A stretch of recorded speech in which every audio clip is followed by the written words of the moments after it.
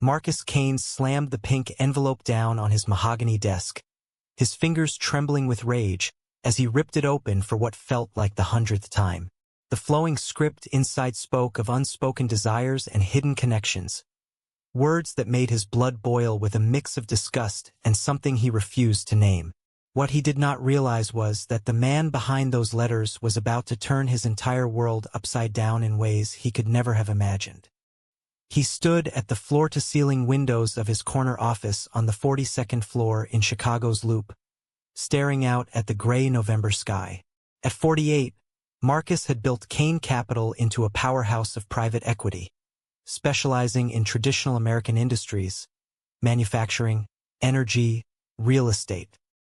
His suits were always crisp, his hair neatly trimmed with silver at the temples, and his reputation as a no-nonsense conservative preceded him at every boardroom table. He donated generously to causes that defended family values, traditional marriage, and what he called the backbone of the country. Pink envelopes like this one had been arriving monthly for over 2 years now, always postmarked from somewhere in the city, always containing handwritten notes that praised his strength, his integrity, and whispered of a love that could heal old wounds. Marcus shredded them every single time, feeding the pieces into the crosscut shredder beside his desk like they were poisonous. "Another one, sir?" his assistant asked from the doorway, her voice careful. "Handle it," he snapped, not turning around. He had never reported them. Reporting would mean admitting they bothered him, and Marcus Kane did not admit weakness. His phone buzzed. It was Richard Lang, his CFO. "Marcus, we need to talk about the community outreach campaign for the new fund. The board wants something fresh, inclusive. I lined up a few designers.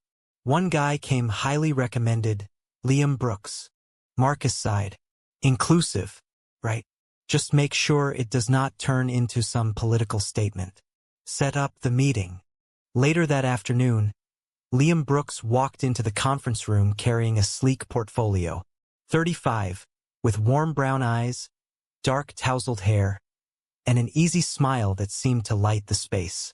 He wore a simple button-down and jeans, but there was a quiet confidence in how he moved.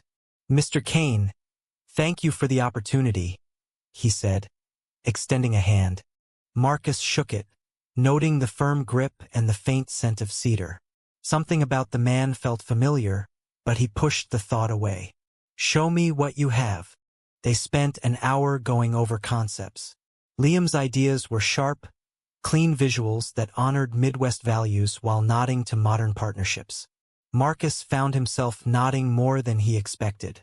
The man was talented, articulate, and strangely calming to be around.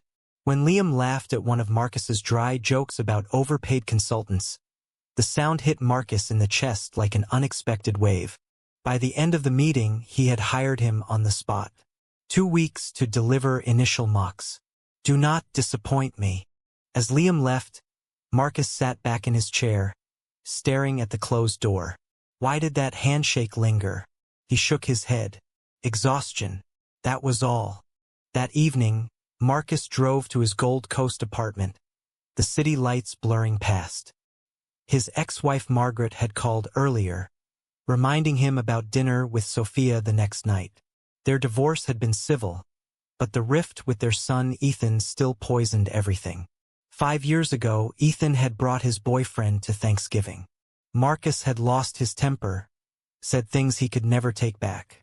"Not under my roof." Ethan had left and barely spoken to him since.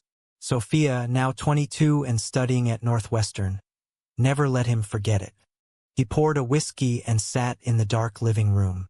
Another pink envelope waited in the mail pile. He tore it open without thinking. "Dear Marcus, your strength is a beacon, but even beacons need light sometimes. I see the man behind the armor. One day I hope you see me too. Your secret admirer." He ripped it to shreds, the pieces scattering like confetti he immediately regretted. Why did these notes unsettle him so much? They were harmless, delusional, yet they stirred a restlessness he had buried for decades. The next morning, work resumed. Liam sent over preliminary designs. Marcus found himself studying them longer than necessary, impressed by the subtle elegance. When they met again to review, the conversation drifted beyond business. Liam spoke about growing up in a small Illinois town, the pressure to fit in, the freedom he found in art. You ever feel like the world expects you to be one thing, but something inside pulls another way? Liam asked quietly. Marcus stiffened. I built my life on knowing exactly who I am. Liam smiled softly. Lucky man. Marcus changed the subject, but the question stayed with him all day. The collaboration intensified over the following week.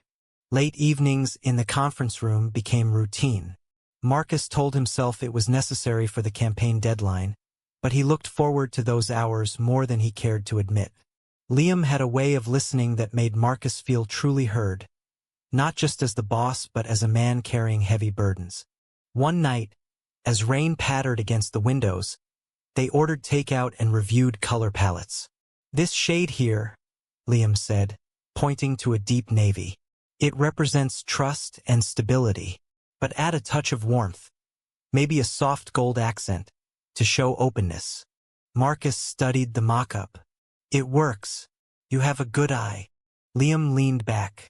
Comes from years of watching people hide who they are. Art helped me stop hiding. The words hung between them. Marcus felt his pulse quicken. He stood abruptly. I should head out. Good work today. In the elevator, he gripped the handrail. What was wrong with him? Liam was an employee, a talented one, but nothing more. Marcus had always known his place. Husband, father, provider, defender of tradition. The divorce had been painful enough without questioning everything else. Dinner with Sophia the next evening was tense from the start. They met at a quiet Italian place near her campus. She hugged him tightly, then pulled back.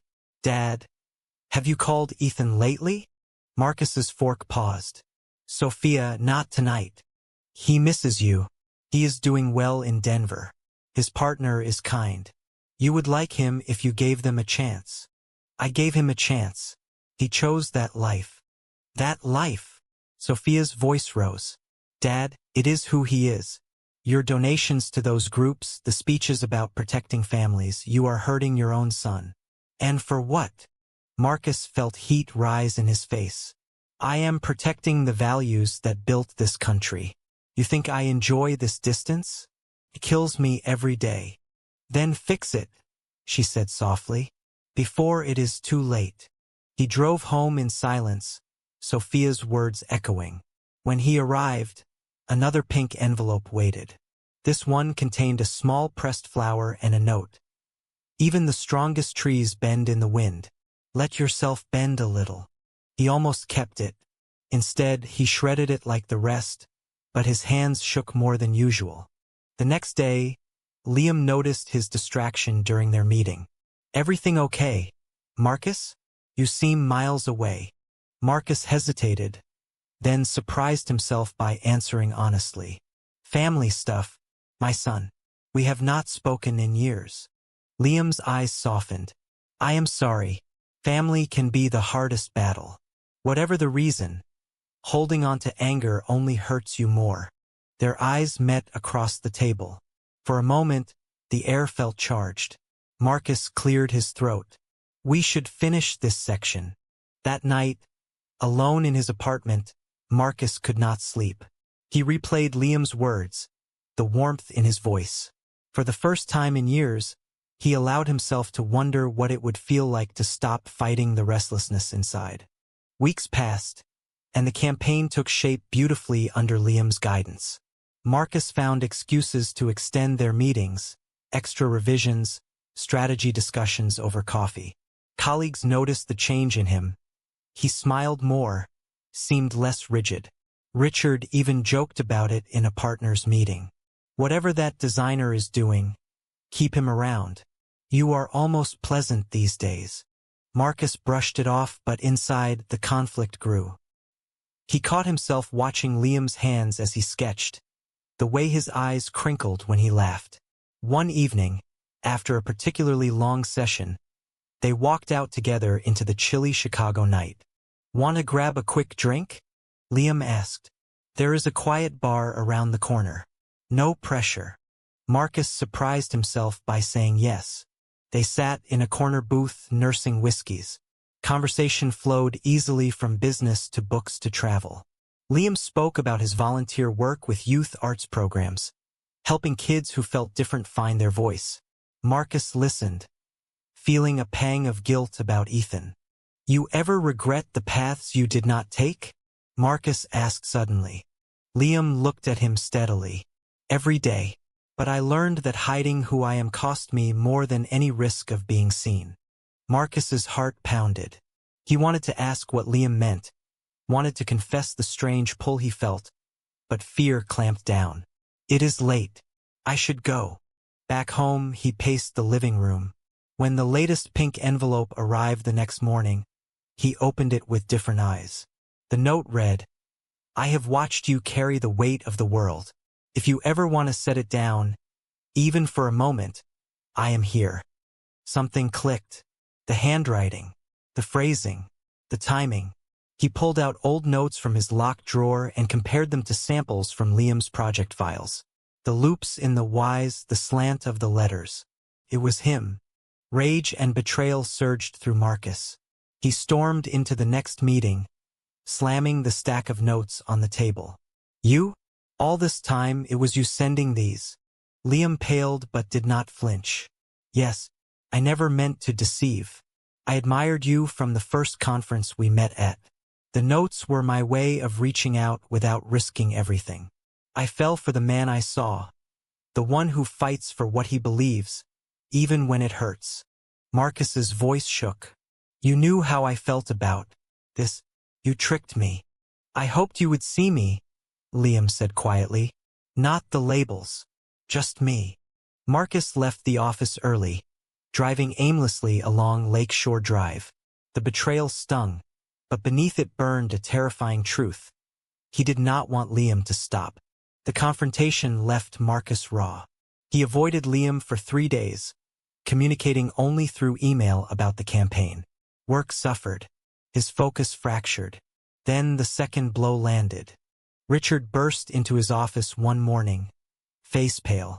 "Marcus, we have a problem." A reporter from the Tribune called. "They are running a story on our investment in Vivid Spectrum Group. They dug up that we hold a major stake, nearly 40%. The company organizes half the major Pride events in the Midwest now. They manufacture the flags, sponsor the parades, fund advocacy. The article frames it as hypocrisy. Your public donations to traditional values groups versus this quiet windfall." Marcus felt the floor drop. What? That was a small tech play 10 years ago. Marketing and events. "I never." "You approved the initial allocation. The returns have been massive. We never divested because it performed. But now it looks like Kane Capital has been quietly bankrolling the very movement you publicly oppose." The story broke that afternoon. Phones rang nonstop. 2 major investors pulled funding. Conservative partners sent icy emails. His church group leader left a voicemail expressing disappointment. Marcus sat at his desk, staring at the headline, "Kane Capital's Secret Rainbow Millions." He thought of the pink envelopes, of Liam's quiet persistence, of the fortune he had unknowingly poured into the flag he had feared and fought against for years. The irony crushed him. Liam showed up at his door that evening, uninvited. "I saw the news. I am sorry." Marcus let him in, too exhausted to fight. "All these years, my money helped build what I hated. And now everyone knows." Liam sat across from him. "Money follows opportunity. You invested in potential, not politics. But maybe this is the universe forcing you to look at what you have been avoiding." Marcus laughed bitterly. "Including you? Especially me," Liam said softly. He reached across the table, his hand stopping just short of Marcus's. "I never sent those letters to manipulate. I sent them because I saw a good man trapped by fear. The same fear that made you tear them up." Marcus did not pull away when their fingers brushed. The weeks that followed were brutal. Business associates distanced themselves. A major deal collapsed when the client cited values misalignment. Old friends stopped returning calls. Margaret called to say she was fielding questions from their social circle. "They think you went soft, Marcus." Or worse. The worst came when Sophia visited. "Dad, this is everywhere." Ethan saw it too. He said, maybe this is a sign. Marcus broke down then, the first time in years. "I lost him over this. Over principles I thought were solid. Now my own money funded the parades I railed against. What kind of man does that make me?" "A human one," Sophia said, hugging him. "Maybe it is time to talk to Ethan." He did. The call was awkward, tearful. Ethan listened as Marcus apologized for the pain he had caused. "I was wrong to make you choose. I was scared." Ethan's voice cracked. "I never stopped loving you, Dad." The reconciliation was fragile but real. They planned a tentative visit. Through it all, Liam stayed. He brought food, listened without judgment, helped Marcus navigate the media storm. One night, after a particularly vicious online attack, Marcus broke. "I am losing everything I built." "For what?" "Because I could not face what I felt." Liam pulled him into a tight embrace. Marcus clung to him, the warmth of another man both foreign and achingly right. No words, just the steady beat of Liam's heart and the quiet permission to feel. "I am terrified," Marcus whispered. "I know," Liam replied. "But you are not alone anymore." Marcus made hard decisions. He met with the board and announced partial divestment from Vivid Spectrum. Not to erase the past, but to align with new convictions. He lost millions but gained a strange peace. Friends who mattered stayed. Others revealed themselves as fair weather. Spring arrived in Chicago with tentative warmth. The campaign launched successfully, earning quiet praise for its balance of tradition and inclusion. Marcus attended the event with Liam at his side, not as a secret but as a partner. Cameras flashed. Whispers followed. He held his head high. He and Liam walked along the lakefront one evening, hands brushing until Marcus took Liam's firmly. "I spent years ripping up those envelopes because I feared what they represented. Love, vulnerability, the parts of myself I buried. But unknowingly funding that flag, it forced me to see that fear was the real enemy. Not you. Not them." Liam stopped, turning to face him under the streetlights. "And now," Marcus smiled, the first genuine one in months. "Now I choose what is real. I choose us. The price was high, lost deals, lost friends, years with my son. But the reward is this: being honest." They stood there as the city hummed around them. Two men who had found each other through anger, betrayal, and unexpected grace. In the end, was Marcus Kane right to abandon the rigid principles he once defended so fiercely in exchange for love and self-acceptance? Or did his journey simply reveal that some convictions were built on sand from the very beginning?